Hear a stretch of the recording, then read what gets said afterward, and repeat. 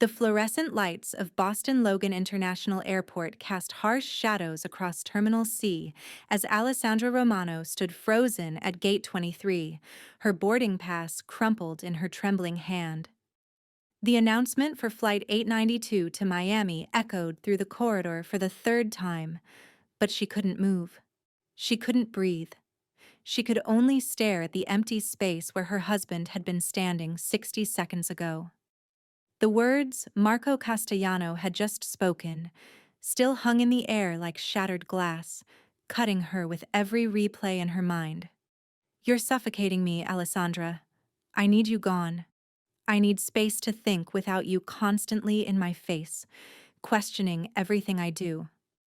She had reached for him, her fingers barely grazing his sleeve before he jerked away, as if her touch burned him. "Marco, please.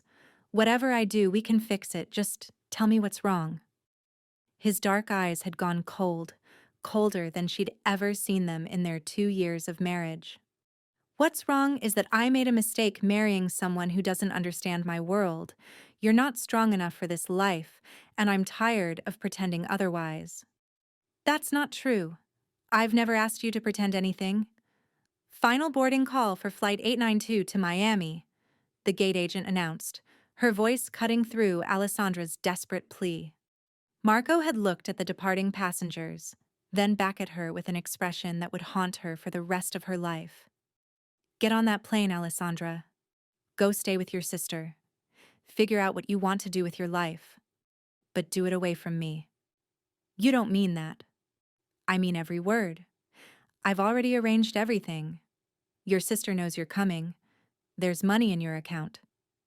You'll be fine." The clinical way he discussed the dissolution of their marriage, like he was closing a business deal, had felt more violent than any physical blow.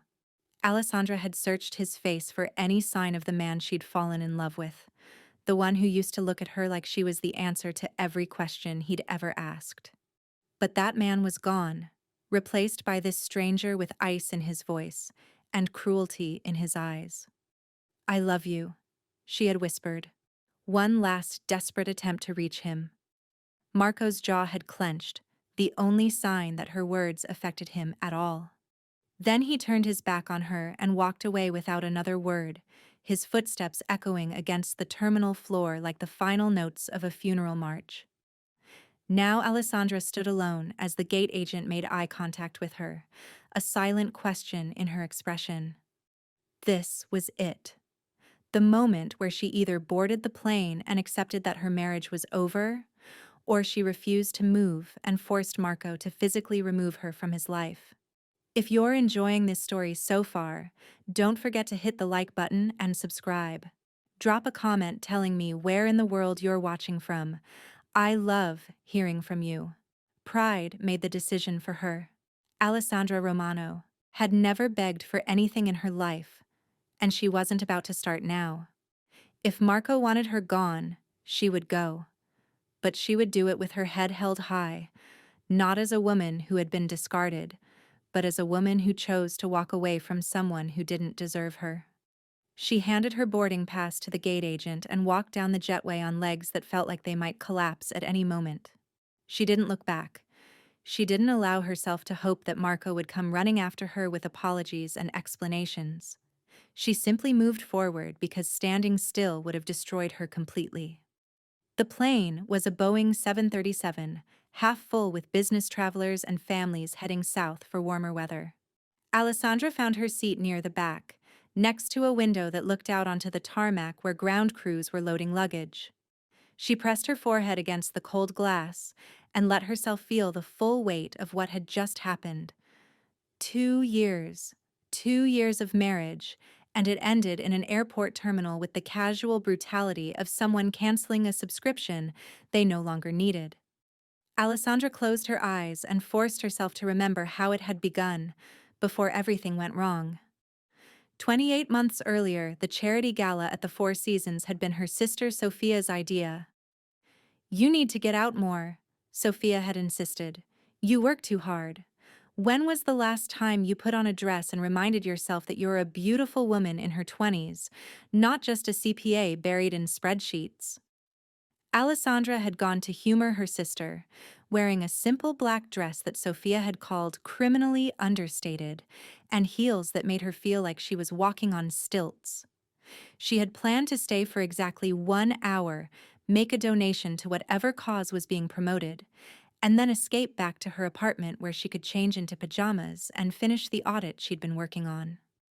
But then, Marco Castellano had walked into the ballroom, and every plan she'd made evaporated like morning fog.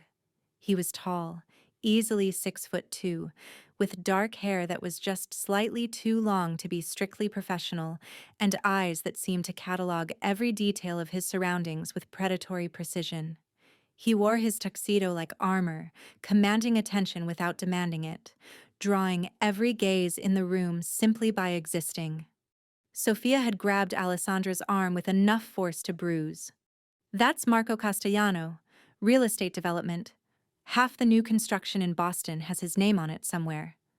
"He looks dangerous," Alessandra had said, unable to look away. "He is dangerous. Also single. Also staring directly at you." Alessandra's eyes had snapped to Marco's face, and she'd found him watching her with an intensity that made her skin flush hot despite the air conditioning. He hadn't smiled, hadn't nodded, just looked at her like she was a puzzle he intended to solve. When he crossed the ballroom toward her, weaving through clusters of Boston's elite with single-minded purpose, Alessandra had felt her heart begin to race. "Dance with me," he'd said without preamble when he reached her side. Not a question, a statement of intent. "I don't know you," she'd replied, proud that her voice didn't shake. "Marco Castellano, now you know me. Dance with me." There was something about his absolute confidence that should have annoyed her. Instead, she found herself intrigued by a man who clearly didn't ask for things twice. "Alessandra Romano," she'd said, extending her hand, "and I prefer to be asked, not commanded." For the first time, something that might have been amusement flickered in his dark eyes. "Alessandra Romano, would you do me the honor of dancing with me?" "Much better. Yes, I would." That first dance had been electric. Marco moved with a grace that belied his size, leading her through the waltz, with a sure hand at the small of her back. He smelled like expensive cologne and something darker, something that reminded her of midnight and secrets. "What do you do, Alessandra Romano?" he'd asked as they moved across the floor. "I'm a CPA.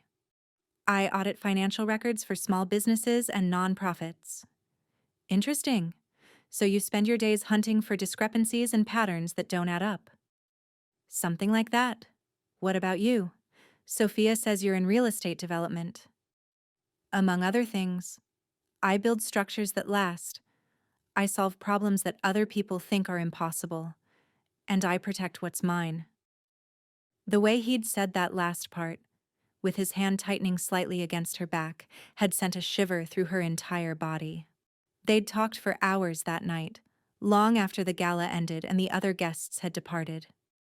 Marco had driven her home in his black Mercedes, and they'd sat in front of her apartment building until 3 in the morning, discussing everything from architecture to her dreams of starting her own accounting firm someday. "You're different from what I expected," Marco had said, as dawn began to lighten the sky. "What did you expect?" "Someone easier to read. You're complicated, Alessandra. Layers and hidden depths. I like that." "And you're exactly what I expected," she'd replied. "Confident to the point of arrogance, used to getting your way, probably impossible to live with." He'd laughed, a genuine sound that transformed his entire face. "Definitely impossible to live with.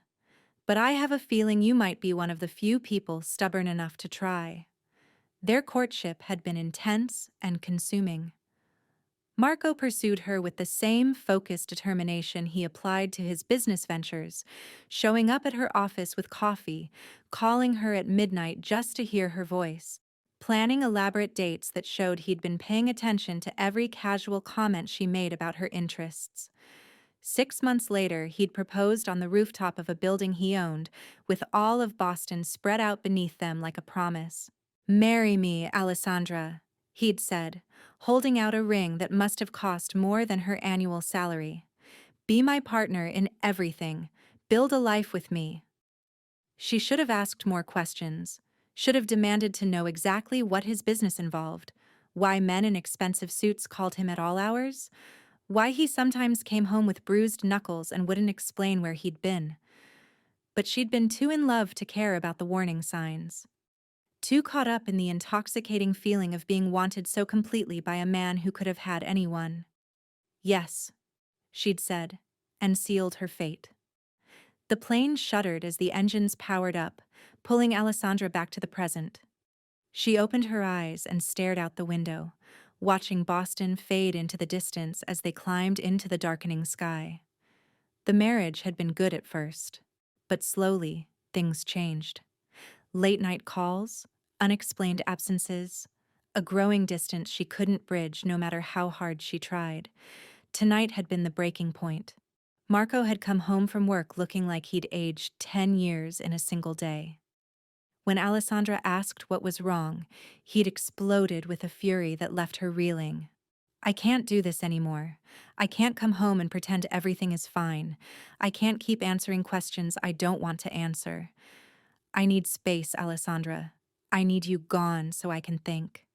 She'd tried to stay calm, tried to be reasonable. "If you need space, you can stay at a hotel for a few days, but we need to talk about this like adults, not just run away from our problems." "I'm not running. I'm making a decision that should have been made months ago. You don't belong in my world, and I was foolish to think we could make this work." The words had cut deeper than any blade. Before she could formulate a response, Marco had packed a bag for her, called a car, and handed her a plane ticket he'd apparently purchased hours earlier. "You're going to Miami. Sophia is expecting you. We'll figure out the details later, but right now, I need you gone." And that was how Alessandra Romano found herself on Flight 892, flying toward a sister who probably pitied her, and a future that looked nothing like the life she'd imagined building with Marco. The flight attendant came by with a beverage cart, and Alessandra ordered wine she didn't want. She sipped it slowly, staring out the window at the clouds that looked like mountains of cotton in the fading light. She didn't cry. She'd used up all her tears in the terminal. Now she just felt numb, hollowed out, like someone had reached inside her chest and removed everything essential, leaving only the shell of who she used to be. The plane hit turbulence, shaking hard enough that passengers gasped and grabbed their armrests. The captain's voice came over the intercom, steady and reassuring. "Folks, we're experiencing some unexpected rough air. I'm going to need everyone to return to their seats and fasten your seatbelts. Flight attendants, please take your positions." Alessandra tightened her seatbelt and pressed closer to the window. Outside, lightning split the darkening sky, illuminating massive storm clouds that seemed to tower above and below them simultaneously.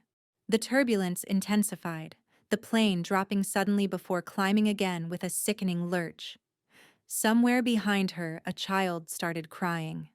An overhead compartment popped open, sending a bag tumbling into the aisle. The captain's voice returned, no longer quite as steady. "Folks, we're going to be diverting our route to avoid the worst of this weather system. Please remain calm and keep your seatbelts fastened. We'll have you safely on the ground as soon as possible." Alessandra thought about Marco, wondered if he was already back in their apartment, relieved to have the space he'd demanded. Wondered if he would even notice if something happened to her flight. Wondered if he would care. The plane shook again, harder this time, and suddenly all the lights went out. 3 hours earlier, Boston Marco Castellano stood in the parking garage of his office building, his phone pressed against his ear with enough force to make his jaw ache. On the other end of the line, Vincent Caruso delivered news that made Marco's blood run cold. "The feds have been building a case for 6 months. They have surveillance on your wife, Marco. Photos of her leaving your house, shopping, going to work. They're planning to approach her next week with an offer of immunity in exchange for testimony. Alessandra doesn't know anything about the business. They don't care. They'll manufacture connections, pressure her into signing statements, threaten her with conspiracy charges until she breaks. And once they flip her, she becomes a liability to everyone in the organization, not just you. Marco closed his eyes, seeing Alessandra's face in his mind. Her quick smile, her sharp intelligence, the way she looked at him like he was capable of being better than he was. What are my options? Vincent's silence spoke volumes. You know what the family does with liabilities, Marco, especially liabilities connected to federal investigations. No. Then you need to create distance. Make it public, make it convincing, make sure everyone, including the feds, knows that she has no value as leverage against you. She's my wife, Vincent. Which is exactly why she's in danger. As long as you're married, as long as she's connected to you, she's a target. But if you cut her loose publicly, if you make it clear she means nothing to you, then she becomes worthless to the investigation. They'll move on to other targets, and she'll be safe. Marco had spent the next 2 hours planning how to destroy his marriage in order to save his wife's life. He bought a plane ticket to Miami, where Alessandra's sister lived. He called Sophia and explained just enough to ensure she would take Alessandra in without asking too many questions. He packed a bag with his wife's clothes, trying not to think about the fact that he was packing away 2 years of shared memories. Then he'd driven to their apartment and delivered the performance of his life, saying things designed to hurt her deeply enough that she would never try to contact him again. Watching her face crumble with every cruel word had been the hardest thing he'd ever done, but he forced himself to continue. Her pain now would keep her alive later. At the airport, he'd walked away from her without looking back, knowing that if he saw the tears in her eyes, he would break. He would tell her everything, and telling her would put her in more danger than ignorance ever could. Now he sat in his car, staring at nothing, trying to convince himself he'd done the right thing. His phone rang. Vincent again. It's done, Marco said before Vincent could speak. She's on the plane. I made it ugly enough that she'll never want to see me again. Good. That's good, Marco. You protected her. I destroyed her. Better destroyed than dead.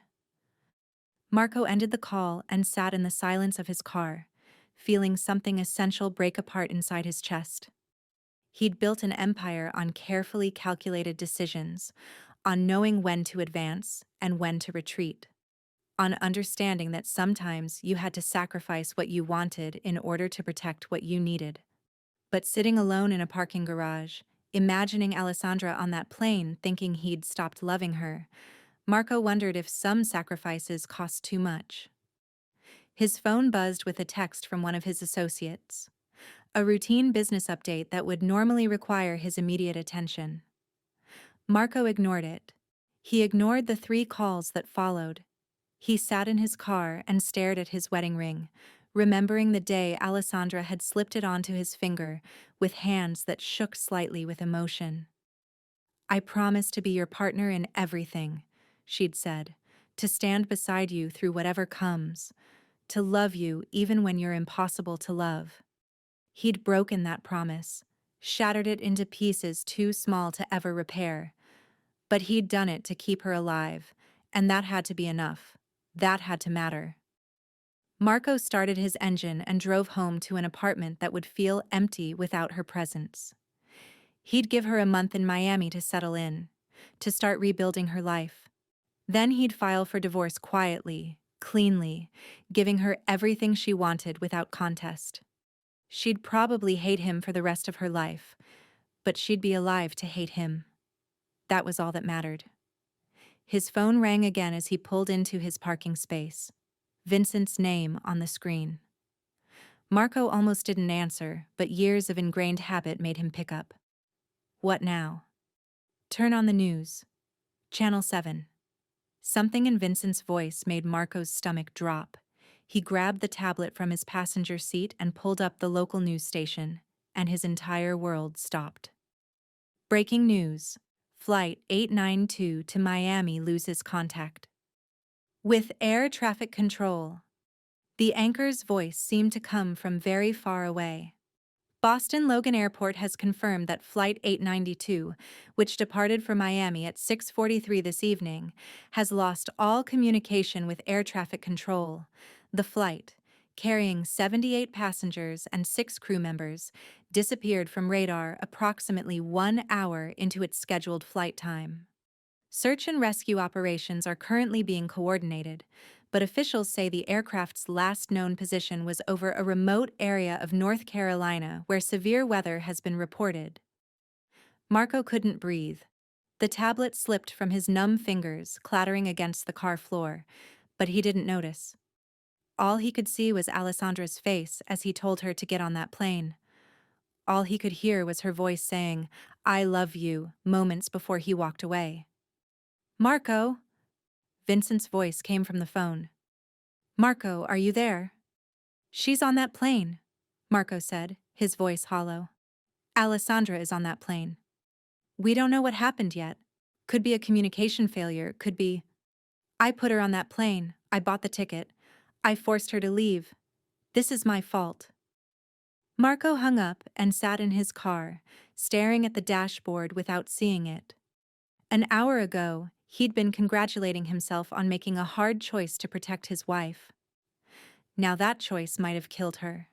His phone exploded with calls, texts, news alerts. Marco ignored all of it. He pulled up the airline's website with shaking hands, searching for any information beyond what the news was reporting. But there was nothing. Just a customer service number that went straight to an automated message saying all representatives were currently busy. Marco drove to the airport on autopilot, navigating through evening traffic without conscious thought. The terminal was chaos when he arrived, families and loved ones crowding around airline desks, demanding information no one could provide. He pushed through the crowd until he reached a harried-looking supervisor. "Flight 892. My wife was on that flight. I need to know what happened." The woman's expression shifted to practiced sympathy. "Sir, I understand your concern. We're doing everything we can to locate the aircraft and establish communication. As soon as we have any information, we'll share it with the families." "That's not good enough. I need to know where she is. I need to know if she's—" Marco couldn't finish the sentence. Couldn't say the word that kept echoing through his mind like a death knell. "Sir, I promise we're doing everything possible. If you can provide your contact information, we'll make sure you're updated immediately when we have news." Marco gave his information mechanically, then found himself standing in the middle of the terminal, surrounded by strangers who were all experiencing the same terrifying uncertainty. A television mounted on the wall showed continuous news coverage. The anchor interviewed an aviation expert who used careful language that couldn't hide the grim reality. After this much time without communication, the possibilities become more limited and more concerning. Marco turned away, unable to listen. He found an empty chair near the windows and sank into it, staring out at the planes that continued to take off and land normally, as if the world hadn't just ended. His phone rang. Vincent again. Marco almost didn't answer, but something made him pick up. "The surveillance is being pulled," Vincent said without preamble. "Federal task force is redirecting resources to other targets. You're clear, Marco. The threat is over." The threat is over.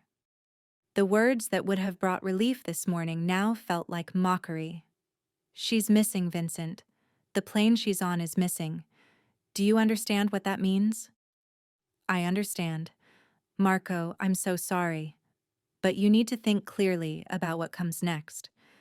There are going to be questions, investigations. You need to be prepared." "I don't care about investigations. I don't care about business. I care about finding my wife." "I know.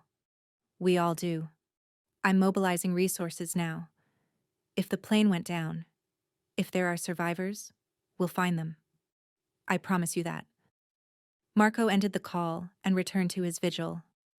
Minutes bled into hours. Other families came and went, receiving updates he wasn't privy to. The airline set up a crisis center in a conference room, but Marco couldn't make himself go inside. Couldn't sit with strangers and pretend there was comfort in shared suffering. At 2 in the morning, an airline representative approached him. Her face was professionally neutral, which somehow made everything worse. Mr. Castellano, the FAA has asked me to inform you that search efforts are being expanded. They've deployed additional aircraft and ground crews to search the last known flight path. What does that mean? Have they found anything? Not yet, sir. But they're hopeful that with expanded resources... Stop. Marco's voice came out harsh. Stop with the corporate speak and the careful language. Tell me the truth.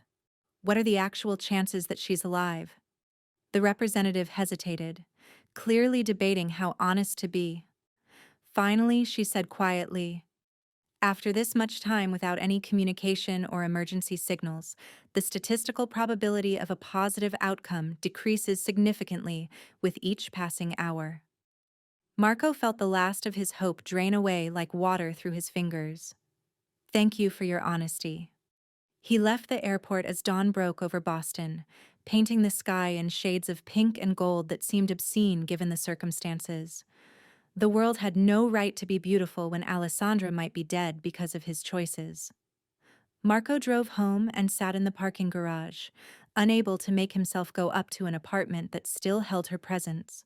Her coffee mug in the sink, her jacket hanging by the door, her books scattered across the nightstand, all the small pieces of her life that he'd taken for granted until they were gone. His phone rang with another update. No news. Search continuing. Prayers for the families. Marco closed his eyes and did something he hadn't done since he was a child. He prayed. Not to any specific deity, not with any particular theology, just a desperate plea sent into the void. Please let her be alive. Please give me the chance to tell her the truth. Please, let me fix this. But the sky remained empty of answers, and Flight 892 remained missing. Marco Castellano looked like a man who had forgotten how to sleep. Dark circles shadowed his eyes, and his normally immaculate appearance had deteriorated into wrinkled dress shirts and a 2-day beard. He sat in the airline's crisis center, surrounded by other families who were slowly accepting what Marco refused to believe. Flight 892 was gone. The official search had been scaled back after 72 hours. The FAA released careful statements about limited hope and realistic expectations. Debris had been spotted in a forested area of North Carolina, scattered across miles of dense wilderness. Recovery crews were working to reach the site, but the terrain was brutal, and weather conditions kept hampering their efforts. Vincent had tried to convince Marco to go home, to rest, to let the professionals handle the search. But Marco couldn't leave. Leaving felt like abandoning Alessandra when she needed him most. Mr. Castellano? A woman in an airline uniform approached, her expression carefully composed. Could you come with me, please? We have an update. Marco's heart stopped. He'd received updates before, but something about her tone was different. He followed her to a private office where a man in a FAA jacket waited with a tablet in his hands. Mr. Castellano, I'm Robert Hayes with the Federal Aviation Administration. I need to share some information with you, but I want to be clear that the situation is still developing. Just tell me, Marco said, his voice raw. Is she alive? Hayes pulled up an image on his tablet. We've located the aircraft. It made an emergency landing in a remote area near the North Carolina-Tennessee border. The plane is intact, and we have visual confirmation of survivors. The word survivors hit Marco like a physical blow. He gripped the edge of the desk to keep from collapsing. How many? How many survivors? We believe all passengers and crew survived the landing, but we won't have accurate information until rescue teams reach the site. The area is extremely remote. accessible only by helicopter or on foot through difficult terrain. That's why it's taken us this long to locate them. When can I see her? When can I get to her? We're coordinating evacuation now. Weather has been our biggest challenge, but conditions are improving. We expect to begin airlifting passengers within the next 6 to 12 hours. Marco forced himself to breathe, to process what he was hearing. Alessandra was alive. She'd survived 4 days in the wilderness, probably terrified, probably hurt, definitely thinking that her husband had abandoned her without a second thought. I need to be there when she arrives, Marco said. I don't care what it takes. I need to see her the moment she lands. Hayes nodded. We're bringing all passengers to Asheville Regional Airport. I can arrange for you to be there. Do it. And Hayes, thank you. Thank you for not giving up. After Hayes left to make arrangements, Marco stood alone in the small office and let himself feel the full weight of relief. She was alive. Against all odds, against all the statistics and dire predictions, Alessandra had survived. But as the initial wave of relief faded, a new kind of fear took its place. She'd survived the crash, but she'd done it thinking he didn't love her. She'd spent 4 days facing death while believing that her husband had discarded her like she meant nothing. How could he possibly explain what he'd done? How could he make her understand that every cruel word had been a lie designed to protect her? Marco pulled out his phone and called Vincent. She's alive, he said, without preamble. They found the plane. She's alive, Vincent. Thank God. Marco, that's incredible news. I need you to do something for me, the federal investigation, the surveillance, all of it. I need to know it's completely over. I need documentation, proof that the threat no longer exists. Why? Marco, you're clear. The feds moved on weeks ago. Because I'm going to tell her everything.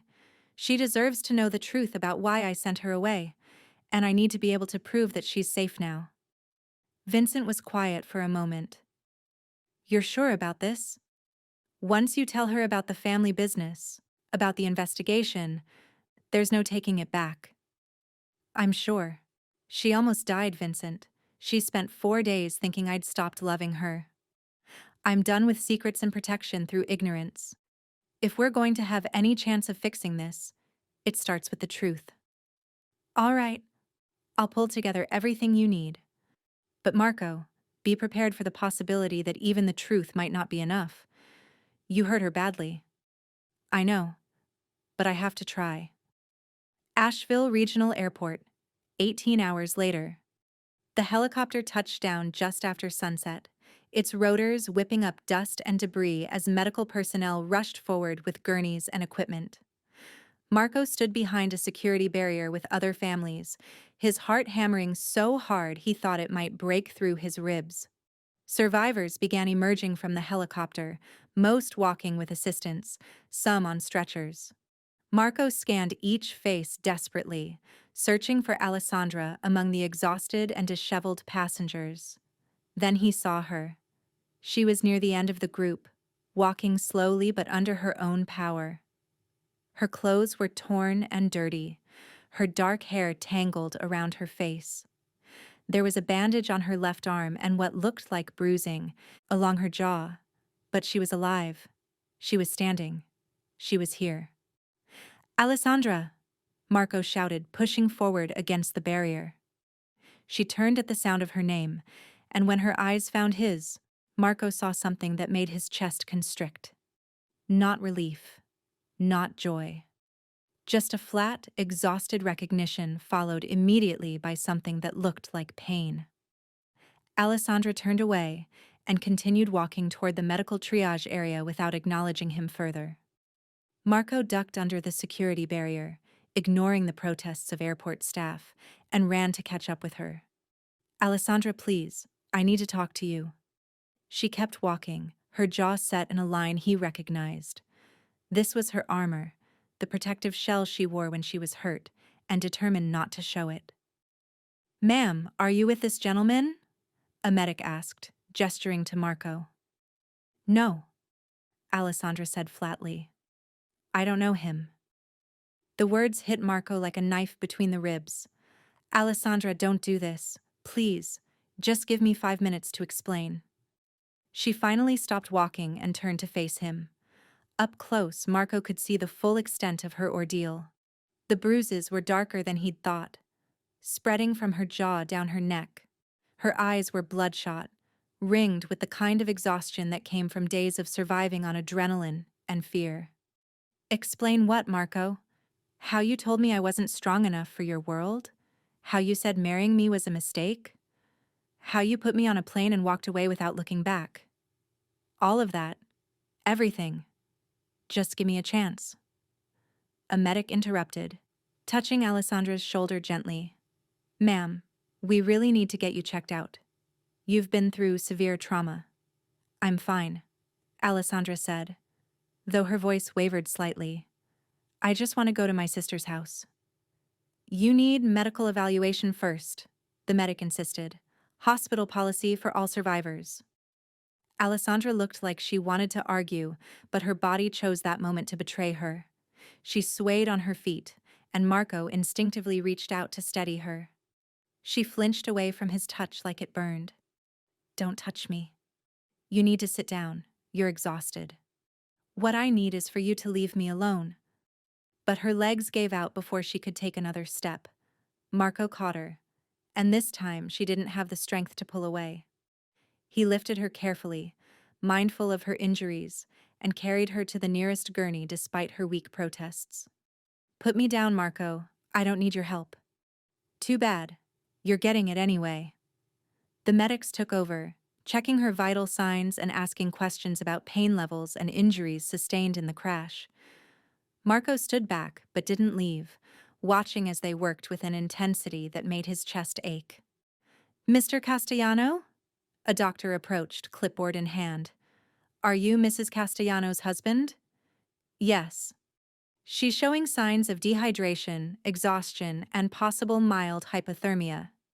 We need to transport her to Mission Hospital for a full evaluation. Are you riding with her? Marco looked at Alessandra, who was staring at the ceiling with tears streaming silently down her face. Ask her. The doctor turned to Alessandra. Ma'am, would you like your husband to accompany you? He's not my husband anymore, Alessandra said, her voice hollow. He made that very clear at the airport. Alessandra, I want my sister, Sophia. Her number is in my phone. Alessandra gestured weakly to a clear bag containing her personal effects. Call her, not him. The doctor looked between them, clearly uncomfortable with the domestic drama unfolding in his emergency triage. Sir, perhaps it would be best if you— I'm not leaving, Marco said with quiet finality. She can hate me. She can refuse to talk to me, but I'm not leaving her alone. They loaded Alessandra into an ambulance and Marco followed in his car, maintaining a careful distance but never losing sight of the vehicle carrying his wife. At the hospital, he watched from the waiting room as they took her for tests and examinations.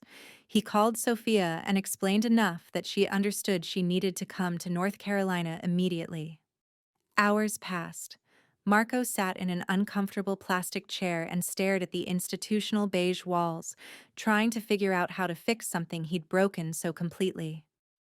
Vincent called with updates on the business. Marcus needed decisions about a property acquisition. There were contracts waiting for signatures, meetings that required his presence. Marco ignored all of it. Finally, a nurse emerged and approached him. Mr. Castellano? Your wife is stable. She has some bruised ribs, dehydration, and minor lacerations, but nothing life-threatening. We're keeping her overnight for observation. Can I see her? The nurse hesitated. She's asked that you not be admitted to her room. I understand. Can you at least tell her that I'm here? That I'm not leaving? I'll let her know. Marco settled in for a long night. He bought terrible coffee from a vending machine and tried not to think about Alessandra lying in a hospital bed, probably still believing he'd stopped loving her. Around midnight, Sophia arrived in a whirlwind of fury and designer luggage. She spotted Marco immediately and crossed the waiting room with murder in her eyes. "You bastard!" she hissed, her voice low but venomous. "You sent her away. You broke her heart and put her on a plane that crashed, and now you have the audacity to sit here like you care? Sophia, I know you're angry." "Angry? I'm furious. Alessandra called me from the airport crying so hard she could barely speak. She told me you said marrying her was a mistake. What kind of man does that to his wife?" Marco stood to face her, and Sophia saw something in his expression that made her anger falter slightly. He looked wrecked, destroyed in a way she'd never seen from the always controlled Marco Castellano. The kind of man who was trying to keep her alive, Marco said quietly.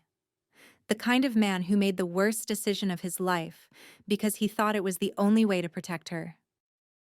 If you're hooked on this story, make sure to subscribe and turn on notifications so you never miss an upload. Your support means everything and helps me bring you more emotional stories like this one. Sophia studied his face, her anger shifting to confusion. "What are you talking about? Protect her from what? Can we sit down? This is going to take a while." They found a quiet corner of the waiting room, and Marco told Sophia everything: the federal investigation, the surveillance, the impossible choice he'd been forced to make. "So you destroyed your marriage to save her life?" Sophia asked when he finished. "I thought I was saving her life. Instead, I put her on a plane that almost killed her anyway." Marco's voice broke. "She spent 4 days thinking I'd abandoned her, Sophia. 4 days facing death while believing I didn't love her. How do I come back from that?" "I don't know if you can," Sophia said honestly. "Marco, what you did, even with good intentions, the damage might be too deep. I have to try. I can't lose her because I was too afraid to fight for us." Sophia was quiet for a long moment, studying Marco's face. Finally, she said, "She's going to need time. A lot of time. You can't just tell her the truth and expect everything to be fixed." "I know. And she might decide that even with the truth, she can't trust you again. You have to be prepared for that possibility." "I know that too. But I have to try." Sophia stood. "I'm going to see her now. You should go home. Get some rest. She's not going to be ready to talk to you tonight." "I'm not leaving the hospital. Marco, I'm not leaving Sophia. She can refuse to see me, but I'm staying here where I can make sure she's safe." Sophia recognized the stubborn determination in his voice. She'd seen it before in Alessandra, that same absolute refusal to back down once a decision was made. Maybe that was why they'd worked so well together, both of them too stubborn to quit even when quitting would be easier. "Fine. But if she asks me to make you leave, I will." "Understood." Sophia disappeared down the corridor toward Alessandra's room. Marco returned to his uncomfortable chair and settled in for the night, hoping that come morning, his wife would give him the chance to explain everything he should have said before he sent her away. 3 days later, Alessandra was discharged with instructions to rest, stay hydrated, and follow up with her primary care physician.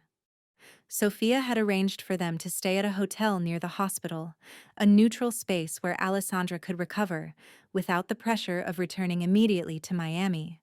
Marco knew because he'd paid for the hotel. He also knew Alessandra would be furious if she found out, but he didn't care. He'd been maintaining a careful distance for 3 days, giving her space while making sure she had everything she needed. He'd had her favorite foods delivered to the hotel room, had arranged for a massage therapist who specialized in trauma recovery, had handled all the medical bills and insurance paperwork without making a big production of it. He was taking care of her from the shadows, the only way she'd currently allow. On the 4th day, Sophia called him. "She wants to see you." Marco's heart stopped. "When?" "Now. At the hotel." "But Marco, she's not—" "Don't expect this to be a reconciliation. She just wants answers." Answers I can give her. Marco drove to the hotel with his heart in his throat. He'd prepared for this conversation for days, rehearsing what he would say, how he would explain. But now that the moment was here, all his careful planning evaporated like morning mist. Sophia met him in the lobby. Room 412. I'll be in the hotel restaurant if either of you needs me. And Marco? Don't make this worse. I'll try not to. Marco took the elevator to the fourth floor, his palms sweating like he was heading into a business negotiation where everything was at stake. Which, in a way, he was. He knocked on room 412, and Alessandra's voice called out, "It's open." She was sitting in an armchair by the window, wearing jeans and a soft sweater that Sophia must have brought. She looked better than she had at the hospital, the color returning to her face, the bruises fading to yellow and green. But there was a hardness in her eyes that hadn't been there before, a wariness that broke Marco's heart. "Hi," he said, suddenly feeling like every word he'd planned had fled his brain. "Hi." Alessandra gestured to the chair across from her. "Sit down." Marco sat, feeling like he was facing a judge who held his entire future in her hands. "Sophia told me some of what you told her," Alessandra said without preamble, "about the federal investigation and the threats. I want to hear it from you. All the details she couldn't give me. No edited versions. Complete honesty." "Agreed." Marco took a deep breath and continued where Sophia's explanation had left off, filling in the details about the surveillance photos, the conspiracy charges they'd planned to threaten her with, and Vincent's stark warning. "They were going to use you against me," Marco said. "And if you refused to cooperate, or if you became compromised by agreeing to work with them, the family would have seen you as a liability. Vincent made it very clear what happens to liabilities in our world." Alessandra's face had gone pale. "They would have killed me?" "Not immediately, not directly. But accidents happen. People disappear. I couldn't take that risk. So you decided to break my heart instead. I decided to make you worthless as leverage. If you meant nothing to me, if our marriage was publicly over, then the feds would have no reason to approach you, and the family would have no reason to see you as a threat." Alessandra was quiet for a long moment, processing everything he'd told her. "Why didn't you just tell me the truth? Why not explain the danger and let me make my own choice about how to handle it?" "Because telling you would have put you in more danger.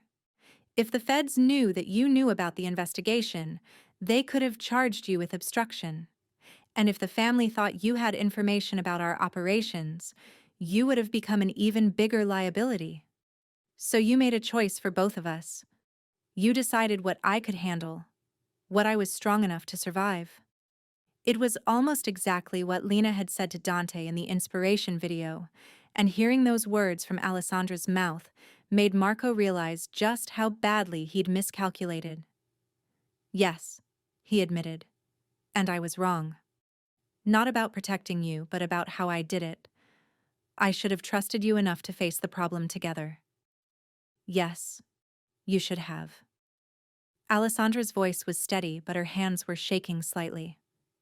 "Marco, do you understand what you did to me? You made me believe that everything we'd built together meant nothing. You made me get on that plane thinking I'd failed as a wife, that I wasn't strong enough for your world, that you'd stopped loving me. I know, and I'm sorrier than I can possibly express. Sorry isn't enough." Tears were streaming down Alessandra's face now, though her voice remained controlled. "When that plane went down, when we were falling through the sky and I thought I was going to die, all I could think about was you. About how I'd never get the chance to understand what went wrong. About how I'd die believing you didn't love me." Marco felt his own eyes burning. "Alessandra, let me finish. We crashed in the middle of nowhere. It was dark and cold, and people were hurt and scared. For 4 days, I helped the flight attendants care for injured passengers. I rationed food and water.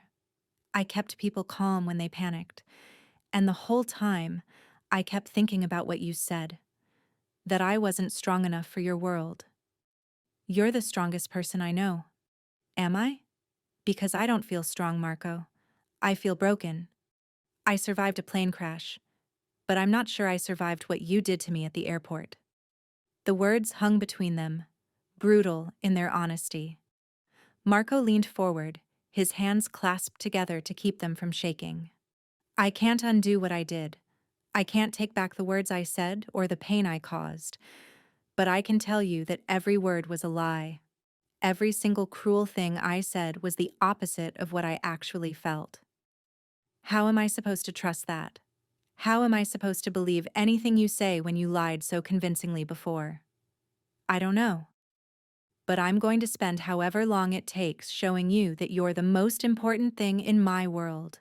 More important than my business. More important than my safety. More important than anything. Alessandra wiped her eyes, and Marco saw something shift in her expression. Not forgiveness, but maybe the beginning of understanding.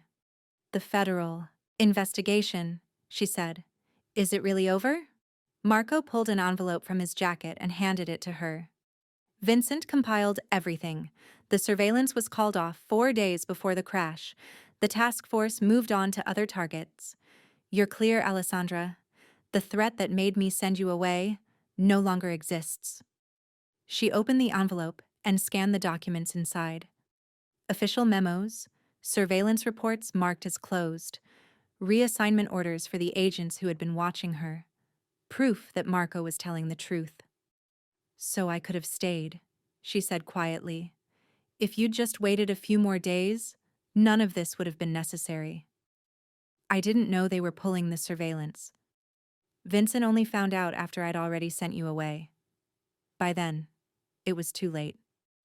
Alessandra set the envelope aside and looked at Marco with eyes that had seen too much in the past week.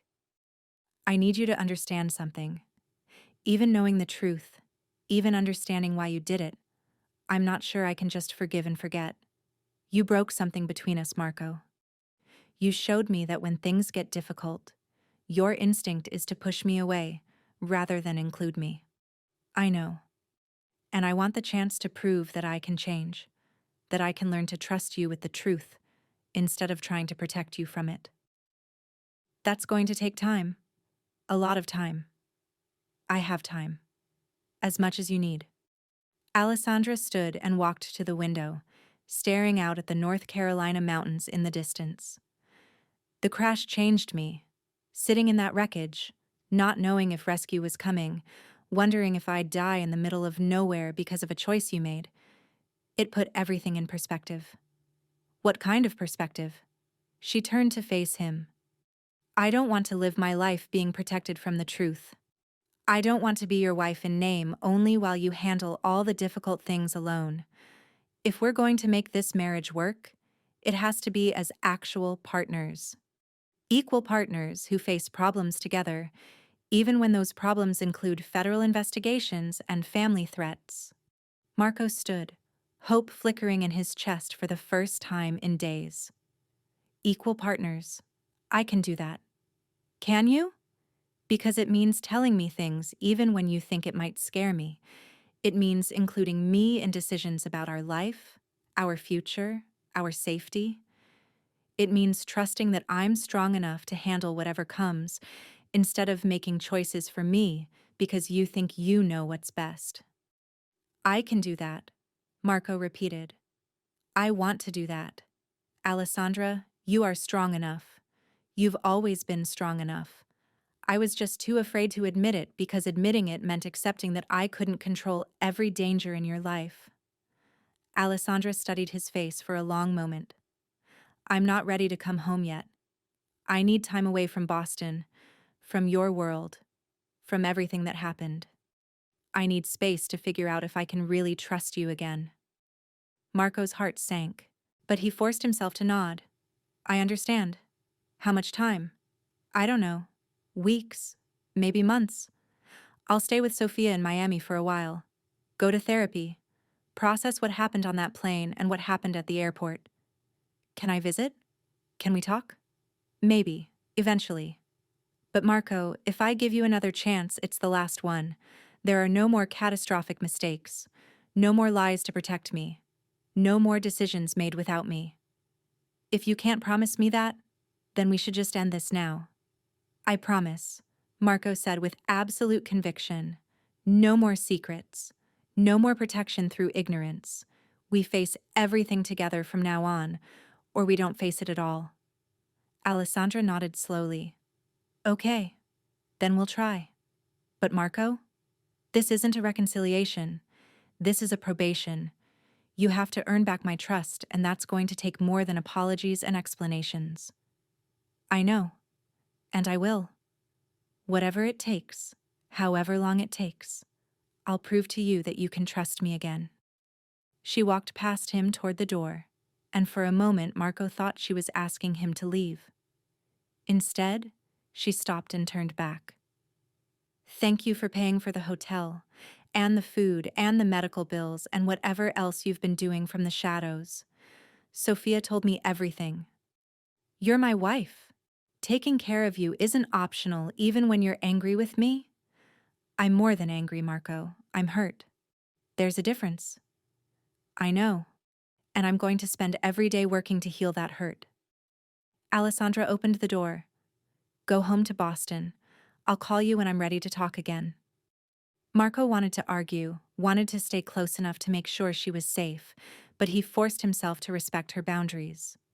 This was what she needed, and giving her what she needed was how he would prove he'd changed. I love you, Alessandra, he said before leaving. I never stopped loving you, not for a single second. I know, she said softly. That's the only reason I'm giving you this chance. 6 weeks later, Miami Alessandra sat in her therapist's office, discussing trust and betrayal and the complicated nature of loving someone who made catastrophic mistakes with good intentions. He says he wants to change, she told Dr. Martinez, that he wants to include me instead of protecting me. But how do I know he won't just revert to his old patterns when the next crisis happens? You don't, Dr. Martinez said simply. Trust is always a risk.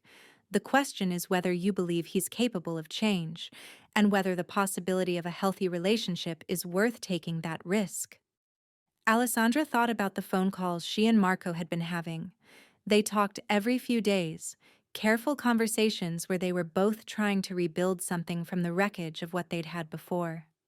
Marco told her about his business, the legitimate and the questionable parts. He asked her opinion on decisions he was facing. He sent her financial records and explained things he'd previously hidden. It was slow work, rebuilding trust, but it was work they were both doing together. I think I'm ready to see him in person, Alessandra said. Not in Boston yet, but maybe here, in Miami, neutral territory where I have control. What changed? Dr. Martinez asked. I realized that I'm not afraid of him hurting me again. I'm afraid of making the same mistake twice, of trusting someone who isn't trustworthy. But Marco's been consistent for 6 weeks. He hasn't pushed, he hasn't demanded. He's respected every boundary I've set while still showing up in the ways that matter. So you believe he's capable of change? I believe he's trying to change, which is all anyone can really ask for. That evening, Alessandra called Marco. Hi, she said when he answered on the first ring. Hi, how are you?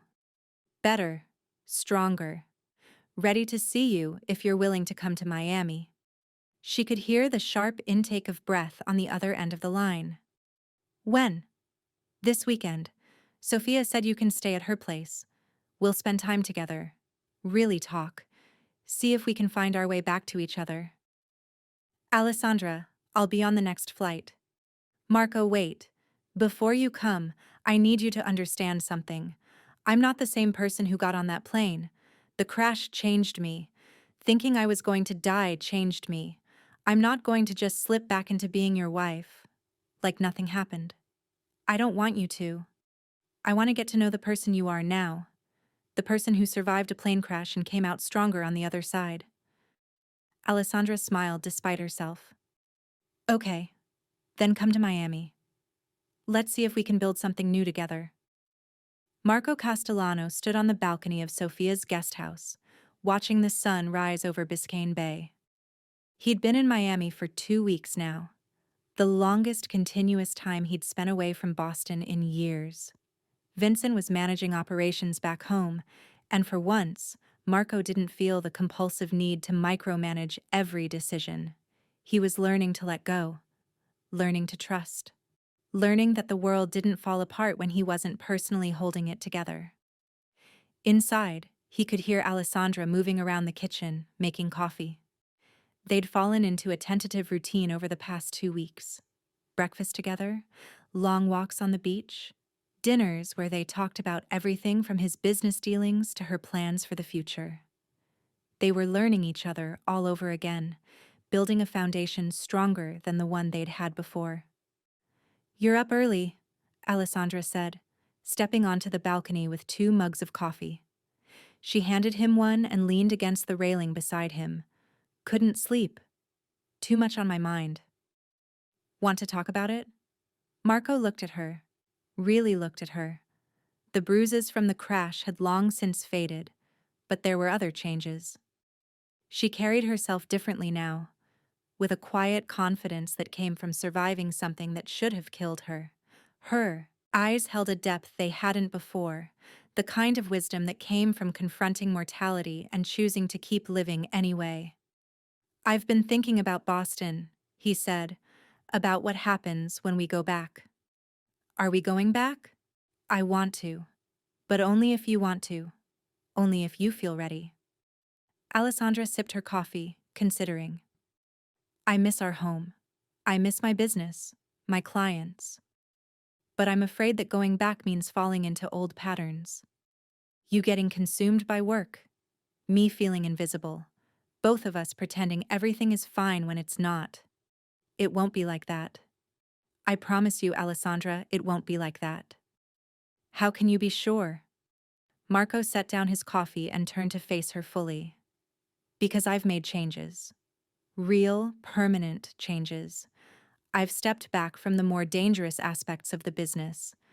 I've put Vincent and Marcus in charge of operations that used to consume all my time, and I've told the family that my marriage comes first, before any deal, before any territory dispute, before everything." Alessandra's eyes widened slightly. "You told the family that?" "I did.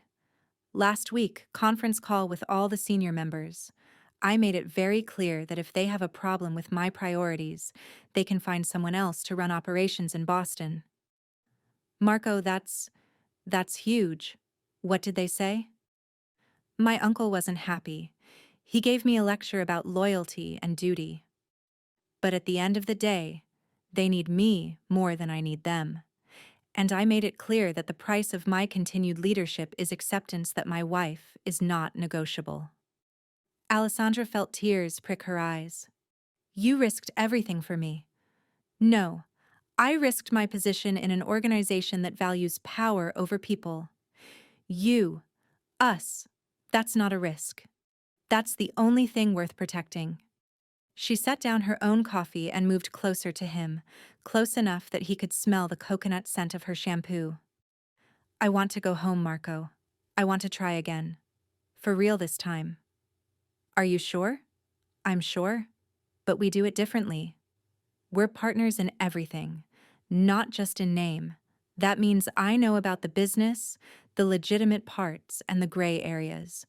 That means when problems come up, we face them together instead of you making unilateral decisions to protect me." "Equal partners," Marco agreed. "In everything." Alessandra reached up and touched his face, the first truly intimate gesture she'd initiated since the crash.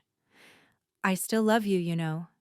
Even after everything, even with all the hurt and the anger and the betrayal, I never stopped loving you." Marco closed his eyes, feeling the weight of those words settle over him like a benediction. "I love you too. More than I knew it was possible to love anyone. Then let's go home. Let's build the life we should have built from the beginning." Marco pulled her into his arms, and for the first time in months, Alessandra melted into his embrace without reservation. They stood on the balcony as the sun climbed, higher, painting the sky in shades of pink and gold, both of them understanding that this was a new beginning, not a return to what was. Boston. 1 week later, the penthouse looked exactly as Alessandra remembered it, but somehow different. Maybe it was her that had changed, making everything appear through a new lens. Marco had arranged for fresh flowers in every room, and their wedding photo, the one that had been tucked away in a drawer, now sat prominently on the mantel. "Welcome home," Marco said softly as Alessandra walked through the space, reacquainting herself with rooms she'd once known by heart. "It feels different," she said. "Or maybe I feel different. Both, probably." Marco set down her suitcases. "Alessandra, before we fully settle back in, there's something I want to show you." He led her to his home office, the room that had always been off-limits during their marriage. She'd respected his privacy, never questioning why he kept it locked even from her. Now he opened the door and gestured for her to enter. The office was exactly what she'd expected. Mahogany desk, leather chairs, shelves lined with books on business and strategy. But what surprised her was the addition of a second desk, positioned adjacent to his own. "What's this?" she asked. "Your desk. If you want it. I thought maybe you could run your accounting firm from here sometimes. That way we're working in the same space, building our businesses side by side." Alessandra moved to the new desk, running her fingers over the smooth surface. It was a beautiful piece, clearly expensive, positioned so that she and Marco could see each other while they worked. "This is perfect," she said. "But Marco, won't it be a problem if I see things related to your other business?" "No more other business. Not the kind that requires secrets anyway. Vincent and I have been working on transitioning everything to legitimate operations. It's going to take time, probably a year or more, but we're getting out of anything that would require me to lie to you or put you in danger." Alessandra turned to face him. "That's a massive undertaking. Your family isn't going to be happy." "My family will adjust. And if they don't, I'll deal with it. But I meant what I said in Miami. You come first. Our life together comes first. Everything else is just details." She crossed the room and wrapped her arms around him. "Thank you. For changing. For trying. For not giving up on us even when I'd given up." "I'll never give up on us," Marco promised. "No matter what comes, we face it together." 4 months later, Alessandra sat in their home office, reviewing quarterly reports for one of her nonprofit clients, when Marco's phone rang. She'd learned to recognize the different tones of his business calls, the routine check-ins, the urgent problems, the dangerous situations that still occasionally arose despite his efforts to transition away from criminal operations. This call was the third kind. Marco's expression darkened as he listened, his jaw clenching in that way that meant someone had made a serious mistake. "When?" he asked sharply. "How many men? What are they demanding?"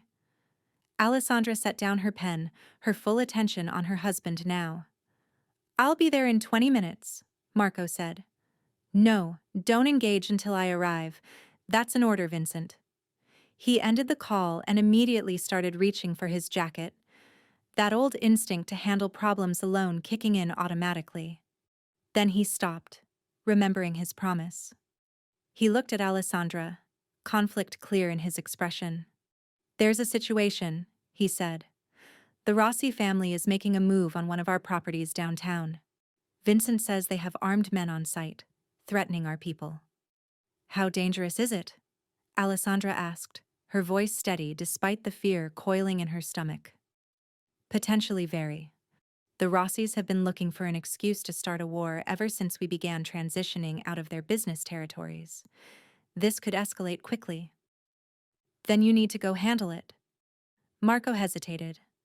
"Alessandra, This is exactly the kind of situation where I'd normally just leave without explanation, but I promised you transparency.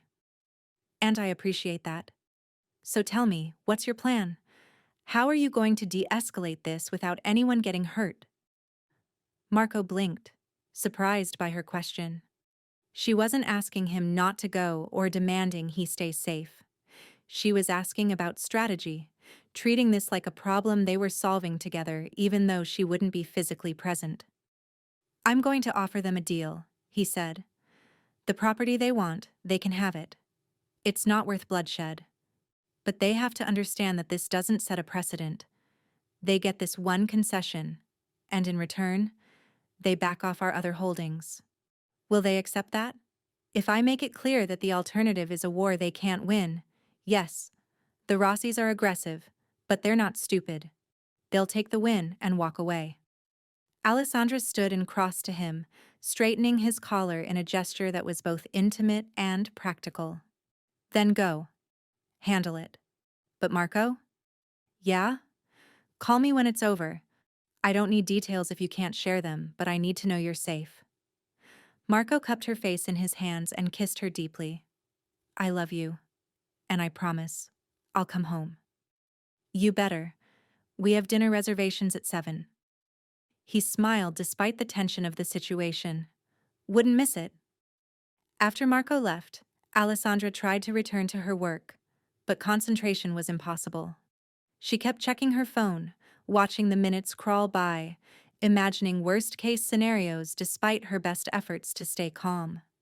This was what it meant to be married to Marco Castellano, not the sanitized version she'd experienced before, where he kept her carefully separated from the dangers of his world, but the real thing, knowing when he was walking into potentially violent situations, understanding that some nights he might not come home, living with the reality that his business, even as it transitioned toward legitimacy, still operated in shadows where violence was sometimes the only language people understood. Was she strong enough for this? Could she build a life knowing that danger was always lurking at the edges? Her phone rang exactly 47 minutes after Marco left. She answered before the first ring finished. I'm fine, Marco said immediately. Everything's fine. The Rossis accepted the deal, and everyone walked away intact. Alessandra exhaled the breath she'd been holding. Thank God. I was imagining all kinds of terrible scenarios. I know, and I'm sorry you had to worry. But Alessandra, I need you to know something. Having you in my head during that negotiation, knowing you were waiting for me to come home, it made me negotiate better, smarter. I wasn't operating from ego or pride. I was operating from a desire to resolve the situation and get back to my wife. So what you're saying is that being honest about the dangerous parts of your life actually makes you better at handling them. Apparently so. Who knew? Alessandra laughed despite herself. I knew. That's why I insisted on transparency, remember? You were right. About everything. I'll be home in 20 minutes. Don't start dinner without me. 8 months after the crash, Alessandra stood in their bathroom, staring at the pregnancy test in her hand with a mixture of joy and terror. 2 pink lines. Clear and unmistakable. She and Marco had talked about children, but always in abstract terms. Someday. Eventually. When the time was right. Apparently, the time was right now. She heard Marco come home, heard him calling her name as he moved through the apartment. She took a deep breath and walked out to meet him, the test hidden behind her back. Hey, she said, trying to keep her voice casual. How was your day? Marco studied her face, that predatory instinct of his immediately picking up that something was different. What's wrong? Nothing's wrong. Actually, something's very right, but I need you to sit down. Alessandra, you're scaring me. Sit down. He sat on the edge of their bed, and Alessandra could see the tension in every line of his body. He was preparing himself for bad news, his mind probably racing through every possible catastrophe. She pulled the test from behind her back and held it out to him. Marco stared at it for a long moment, his expression completely unreadable. Then his eyes snapped up to hers, and she saw something that made her breath catch.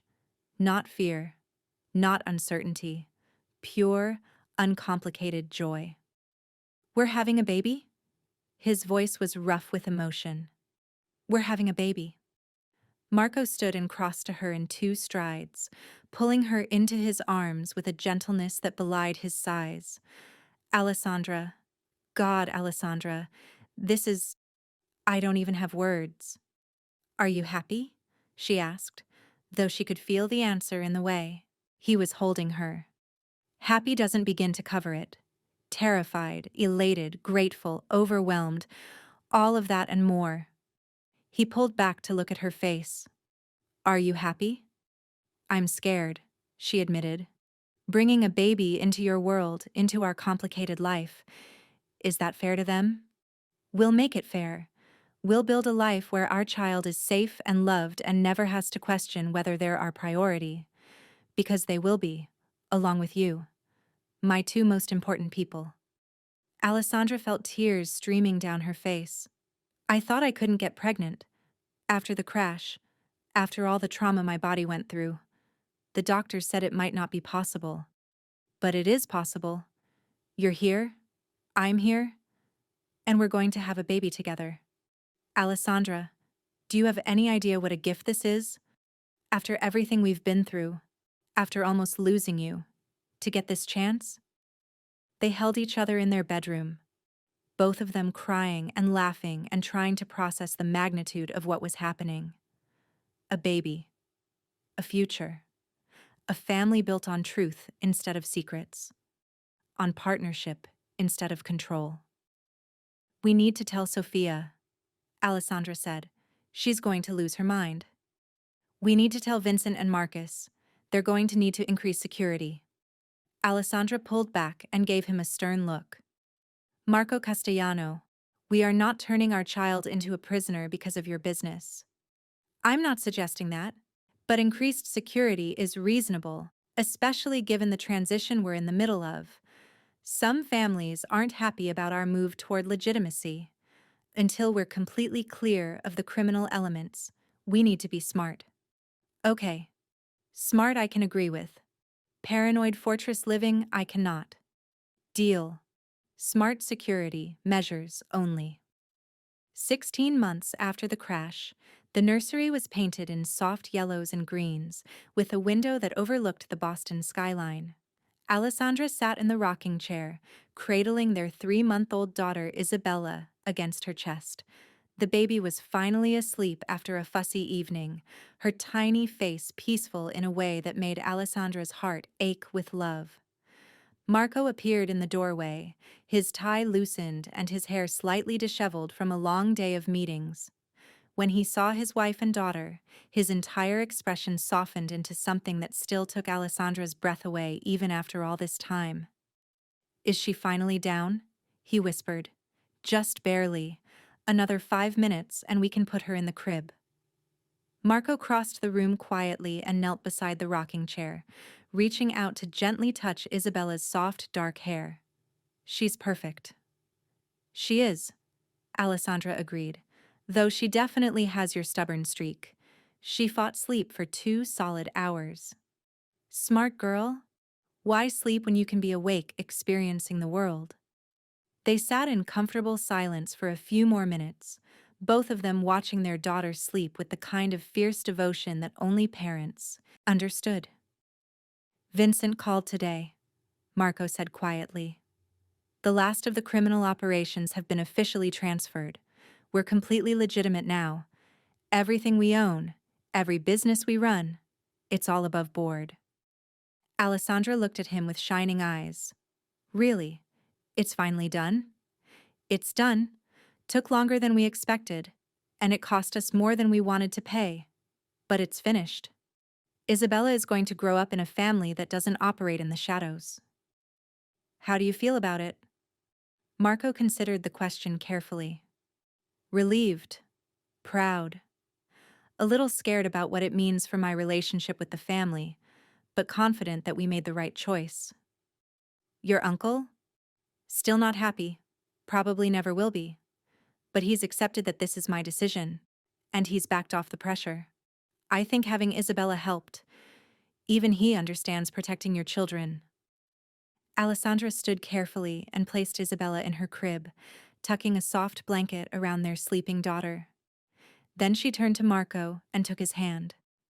Come with me. I want to show you something. She led him to the home office they now shared, to a folder she'd been compiling for weeks. Inside were documents, financial projections, business plans. What's this? Marco asked. A proposal.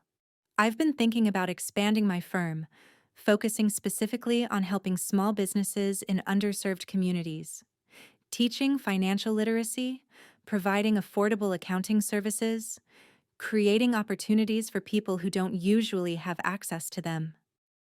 Marco scanned the documents, his expression growing more impressed with each page. This is ambitious.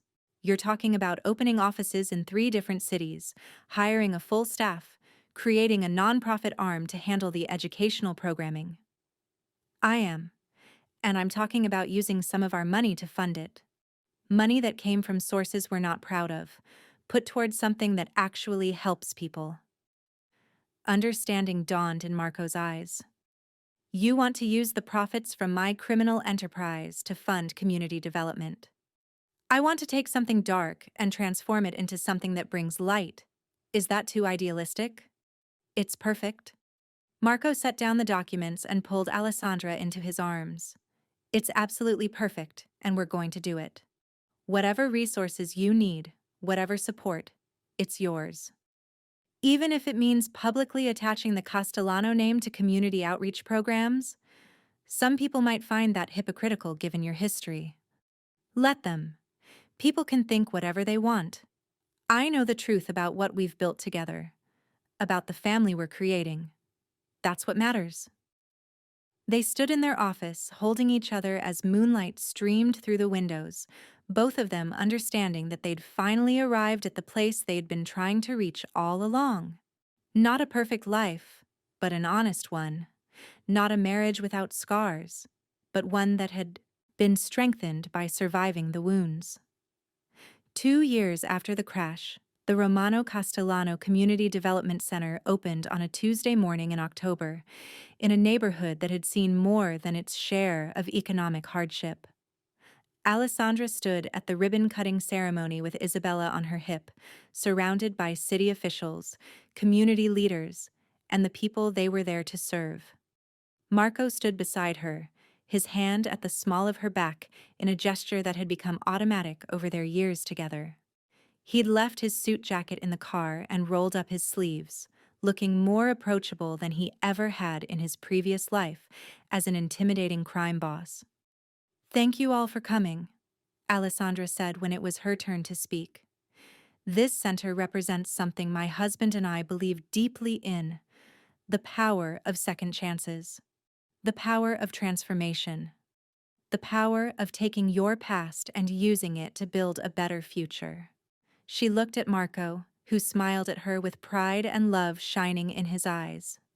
2 years ago, I survived a plane crash that should have killed me. I spent 4 days in the wilderness thinking about all the things I'd never get to do, all the dreams I'd never get to pursue. When I was rescued, I made a promise to myself that I wouldn't waste the second chance I'd been given. This center is part of keeping that promise. The crowd applauded, and Isabella clapped her chubby hands together, not understanding but enjoying the noise. Alessandra kissed her daughter's forehead and continued, "We're here to provide resources, education, and support to anyone who needs it. No judgment, no barriers, no requirements beyond a willingness to work toward building a better life. Because everyone deserves a second chance. Everyone deserves the opportunity to transform their circumstances." After the ceremony, as they toured the facility and met with future clients, Sophia appeared at Alessandra's side. "I'm proud of you," she said quietly. "You took something terrible and turned it into something beautiful." "We did," Alessandra corrected, gesturing to Marco, who was across the room, explaining financial planning concepts to a group of interested participants. Both of us, together. He's different, Sophia observed. Not just in obvious ways, but fundamentally. The man who sent you away at that airport, he's gone. This Marco is someone new. He's not new. He's just finally the person he was always capable of being. He just needed a reason to become that person. And you were that reason. Alessandra shifted Isabella to her other hip and smiled. We were each other's reason. That's what partnership means. As the afternoon wore on and the center filled with people eager to learn, eager to change, eager to build better futures for themselves, Alessandra felt a sense of peace she'd never experienced before. This was what surviving meant. Not just living through trauma, but using that survival to create something meaningful. Marco found her near closing time, Isabella asleep against her shoulder. Ready to go home? He asked. Almost. There's one more thing I want to do. She led him outside to where a small plaque had been mounted by the entrance. Marco read the inscription, and she saw tears gather in his eyes. Romano Castellano Community Development Center, built from the wreckage, transformed by love, dedicated to second chances. In memory of Flight 892, and in honor of all who survive. Alessandra. Marco's voice was thick with emotion. This is perfect, she finished. It's perfect, just like us. Not despite the wreckage, but because of it. We wouldn't be here, wouldn't have this, if we hadn't gone through everything we went through. Marco wrapped his arms around both his wife and his daughter, the three of them standing together in the fading October light. I love you, he said. I love both of you more than I have words to express. We love you too, Alessandra replied. All your parts, the darkness and the light, the mistakes and the redemption, all of it. They stood together for a moment longer, then turned toward their car and the home that was waiting for them. A home built on truth. A family built on love. A future built from the wreckage of what had almost been lost. Epilogue.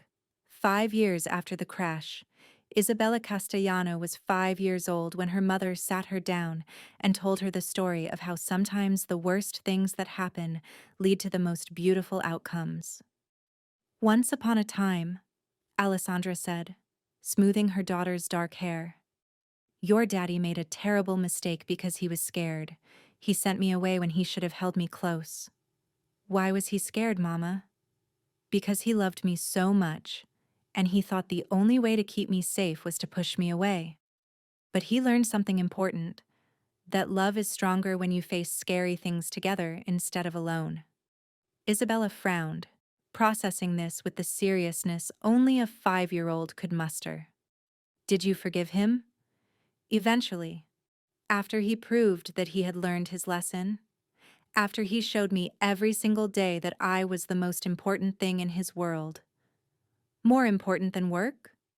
Much more important than work. More important than anything? Alessandra smiled and pulled her daughter close. More important than anything, just like you are.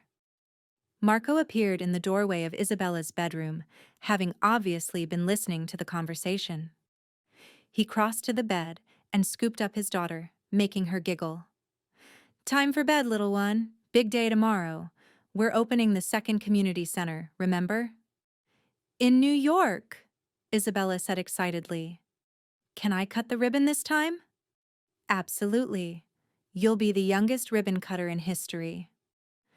As Marco tucked Isabella in and read her a bedtime story, Alessandra stood by the window, looking out at the city lights of Boston. She thought about the woman she'd been 7 years ago, boarding a plane, with a broken heart and no idea that she was about to face the most terrifying experience of her life. That woman would barely recognize who Alessandra had become. Stronger, fiercer, more certain of what she wanted and unwilling to accept less than she deserved. The crash had broken her, but she'd rebuilt herself into something better. And in the process, She'd helped Marco rebuild himself too. "She's asleep," Marco said, coming up behind Alessandra and wrapping his arms around her waist. Out like a light the moment her head hit the pillow. "She's excited about tomorrow." "So am I. 2 centers in 2 cities with plans for 3 more next year." "Alessandra, do you realize what we've built?" "We've built a legacy," she said. "Not just for Isabella, but for everyone whose lives we touch through the centers. That's real power, Marco. Not the kind you used to chase, but something better. Much better."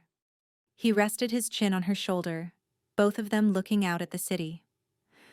"Sometimes I think about that night at the airport, about what would have happened if I'd done things differently. What would you have done? I'd like to think I would have been brave enough to tell you the truth, to trust you with the danger instead of trying to handle it alone. But honestly, I don't know if I was capable of that level of trust back then." "You weren't," Alessandra said without judgment. "But you are now. That's what matters. The crash changed us both." "It did. But Marco, even if you had told me the truth that night, even if we'd faced the federal investigation together, we still would have had to do the hard work of rebuilding trust and learning to communicate. The crash just accelerated a process that was always going to be necessary." Marco turned her in his arms so he could see her face. "I thank God every day that you survived, that you gave me another chance, that we got to build this life together." "Me too." Alessandra touched his face, tracing the lines that had deepened over the past 5 years. "We've come so far from who we were. And we still have so far to go. Growing old together, watching Isabella grow up, maybe giving her a sibling someday." "Maybe," Alessandra agreed with a smile. "But whatever comes, we face it together. That's the promise we made, and it's one we're never breaking." They stood together in the quiet of their home, their daughter sleeping peacefully down the hall, their future stretching out before them full of possibility and promise. The wreckage of what had been was long behind them. What lay ahead was everything they'd built from those broken pieces. A marriage forged in fire and tempered by truth. A love that had survived the unsurvivable. A family that proved second chances were worth fighting for. And somewhere in North Carolina, in a forest where a plane had once crashed and survivors had waited for rescue, new trees were growing. Life was returning to the scarred earth, transforming devastation into renewal, proving that even the most broken places could bloom again given time and care. Just like them. Thank you so much for watching until the end. If you loved this story, check out the other videos on your screen now. I think you'll really enjoy them. And don't forget to subscribe if you haven't already. See you in the next story.